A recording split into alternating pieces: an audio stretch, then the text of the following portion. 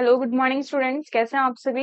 I hope सभी अच्छे से होंगे। स्टूडेंट्स, आज हम पढ़ेंगे क्लास 7 की सामाजिक विज्ञान बुक का थर्ड चैप्टर का सेकंड पार्ट, जो कि लास्ट क्लास में हमने फर्स्ट पार्ट कंप्लीट किया था। आज हम उसका नेक्स्ट पार्ट कंप्लीट करेंगे। चलिए स्टार्ट करते हैं चैप्टर को। It is start from Timur का आक्रमण। तैमूर के आक्रमण से हम इसको स्टार्ट करेंगे। 1398 ईस्वी में स्टार्टिंग हुई थी इसकी। तैमूर एक मंगोल शासक था। वह मध्य एशिया का बहुत ही शक्तिशाली शासक था। उसने भारत पर आक्रमण किए एवं दिल्ली को लूटा और उसके सैनिकों ने हजारों लोगों का वध किया। उसने भारत से धन दौलत लूट कर एकत्रित की और अपनी राजधानी समरकंद का सौंदर्यीकरण किया। सन 1414 ईस्वी में तुगलक वंश के अंतिम शासक नसीरुद्दीन महमूद की मृत्यु के पश्चात हिज्र खान ने दिल्ली पर अधिकार कर लिया और उसने स्वयं को सुल्तान घोषित कर दिया और सैयद वंश की नींव डाली।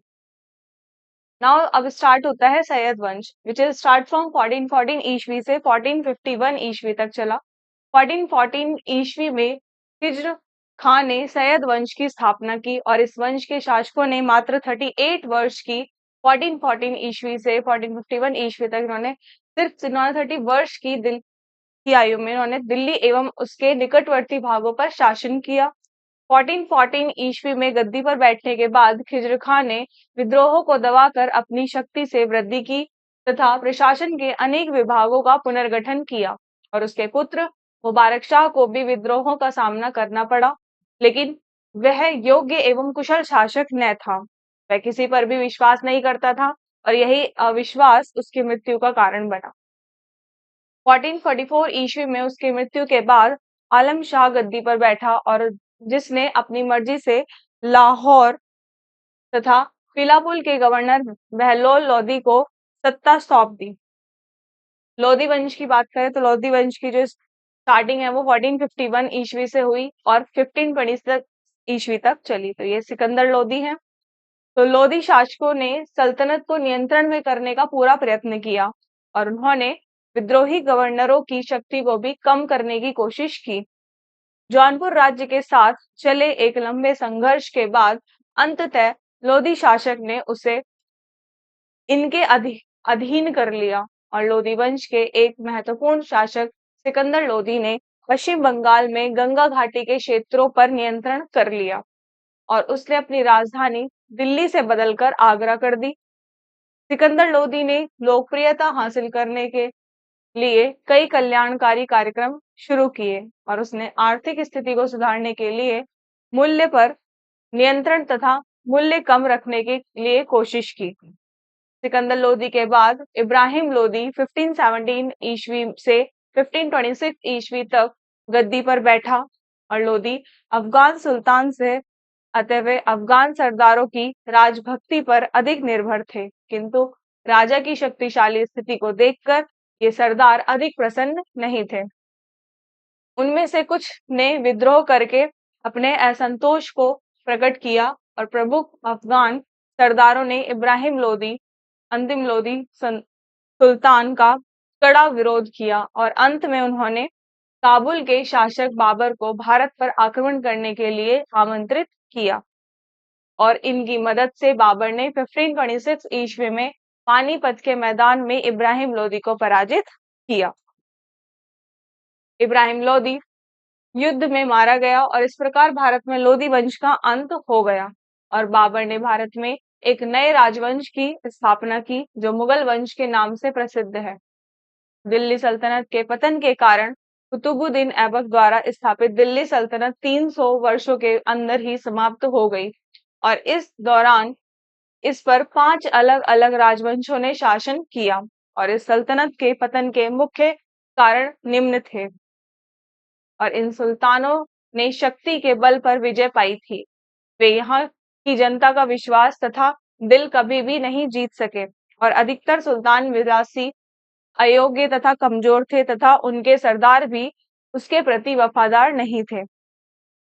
उस समय के सामंत अधिक शक्तिशाली थे, लेकिन केंद्र हमेशा उनके कमजोर ही रहा। उत्तराधिकार के नियमों का अभाव था। सिंहासन प्राप्ति के लिए अनेक युद्ध लड़े गए सुल्तानों का अधिकांश समय युद्धों में व्यतीत होता था और अतः वे प्रशासन की ओर ध्यान न दे सके। मंगोलों के आक्रमण का जवाब देने में सल्तनत कमजोर हो गई और तैमूर के आक्रमण का तुगलक वंश पर गहरा प्रभाव पड़ा। बाबर ने तो दिल्ली सल्तनत का अंत ही कर दिया। सल्तनत कालीन प्रशासनिक, सामाजिक एवं सांस्कृतिक दशा की बात करें तो इब्न बतूता, अल बरूनी एवं जियाउद्दीन बरूनी के विवरण उस काल के इतिहास की जानकारी के महत्वपूर्ण साधन है। प्रशासन की बात करें तो दिल्ली सल्तनत का शासक सुल्तान कहलाता था और वह शासन की धुरी होता था और सुल्तान बनने की प्रथा वंशानुगत थी और कभी-कभी सिंहासन हथियाने के लिए हिंसा और तलवार का सहारा भी लिया जाता था। सुल्तान साम्राज्य के संपूर्ण प्रशासन का संचालन करता था और वह इस कार्य में अपने विश्वास पात्र अधिकारियों का सहयोग भी लेता था। सुल्तान के बाद सरकार और उलेमा होते थे जो सुल्तान की निरंकुशता पर अंकुश रखते थे और ये लोग प्रशासन की नीतियों का भी निर्धारण करते थे। सुल्तान की शासन व्यवस्था शर्तों के नियमों पर आधारित होती थी। उलेमा इस संबंध में सुझाव देते थे। धर्म और न्याय व्यवस्था में उन्हें उच्च स्थान दिया था और शासन व्यवस्था में 4 विभाग बड़े महत्वपूर्ण समझे जाते थे। पहला, दीवाने विजारत, इसका अध्यक्ष वजीर होता था तथा इस विभाग का कार्य सामान्य प्रशासन देखना था। दूसरा, दीवाने अर्ज या सेना से संबंधित अवस्थाएं देखता था। तीसरा है दीवाने इंशा या राज्य प्रचा पत्राचार की व्यवस्था देखता था। दीवाने रिसालत, यह विभाग धर्म संबंधी मामलों को देखता था। प्रदेश का शासन प्रदेश के अध्यक्ष चलाते थे और इन्हें वली या मुफ्ती कहा जाता था। वे अपने कार्यों के लिए केंद्रीय शासन के प्रति उत्तरदायी थे और प्रदेश चिक्त, सिक्स्त और परगना में बटे थे। परगना में कई गांव सम्मिलित होते थे।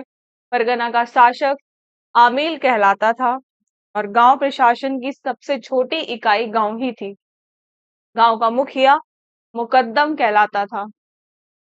भू राजस्व की बात करें तो सल्तनत की आय का मुख्य साधन भूमि होती थी। भूमि को इक्ता खालिसा, हिंदुओं की जागीरें एवं मुस्लिम सूफी संतों तथा विद्वानों को दी जाने वाली भूमि में विभाजित किया जाता था। इक्ता या प्रांत का शिक्ष तथा शिक का परगने में विभाजन होता था और एक परगने में कई गांव शामिल होते थे। गांव का मुखिया मुकद्दम तथा परगने का मुखिया अमीले कहलाता था। समाज की बात करें तो बहुसंख्यक जनता हिंदू थी और शासक मुस्लिम थे जो सिया एवं सुन्नी 2 संप्रदायों में विभक्त थे।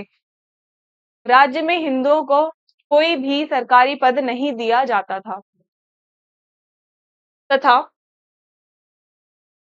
उन्हें प्रलोभन देकर मुसलमान बनाया जाता था। उन्हें प्रलोभन देकर मुसलमान बनाया जाता था और उन्हें जजिया कर भी देना पड़ता था। हिंदू समाज जातियों और उपजातियों में विभाजित था और मुस्लिमों के संपर्क से स्त्रियों की दशा में और गिरावट आ गई थी।